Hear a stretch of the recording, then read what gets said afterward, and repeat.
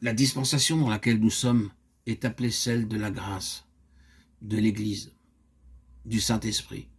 Il est nécessaire de rappeler que le mot dispensation signifie un espace de temps pendant lequel Dieu accomplit certaines choses, suivant certains principes. Ainsi, pendant cette dispensation de la grâce, Dieu sauve les pécheurs repentants, bâtit son Église et accomplit cela par le Saint-Esprit. Il est très important de bien comprendre le caractère particulier de la présente dispensation. Et puisqu'elle est appelée celle du Saint-Esprit, cela veut dire que Dieu accomplit maintenant par lui son dessein qui consiste en premier lieu à amener les âmes au salut, à entreprendre dans chacune d'elles une œuvre très profonde pour les amener à la conformité de son Fils, à sa ressemblance, et ensuite à les assembler les unes aux autres en vue de les amener dans l'unité pour qu'elles constituent l'homme nouveau, un homme corporatif, Éphésiens 2,15, afin d'aboutir finalement à ce que Christ soit tout et en tous, Colossiens 3,11. C'est là, de façon brève, le dessein de Dieu. Nous savons que ce grand dessein, tel que Paul l'expose dans Éphésiens 1, 3-6, ne pouvait pas se réaliser parce que l'homme pécheur séparé de Dieu mourrait. Ainsi, cette intention conçue en Dieu dès avant les temps éternels ne put se réaliser que lorsque Christ vint dans un corps semblable à nous pour mourir, ressusciter et être glorifié. Alors seulement le Saint-Esprit fut envoyé du ciel.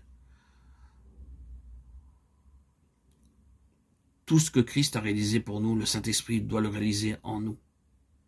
Ainsi, la mort et la résurrection de Christ ne sont pas seulement des faits qui se sont déroulés il y a près de 2000 ans. Mais le but du Saint-Esprit, c'est que la croix soit vécue intérieurement en nous. Vivre la croix subjectivement se résume à ces quelques mots. Non pas moi, mais Christ. La croix vécue intérieurement ne peut et ne sera jamais une vie d'effort, mais de joie à travers la souffrance.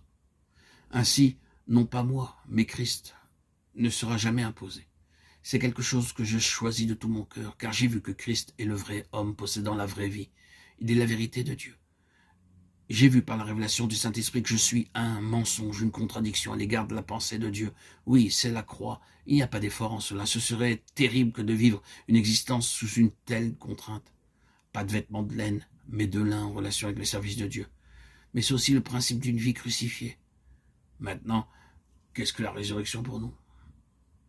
Elle est la réponse à la mort. Il n'y a pas de résurrection sans une mort. La résurrection, dans notre expérience, c'est ce qui ressort de la mort à nous-mêmes, à nos désirs, à nos aspirations mondaines.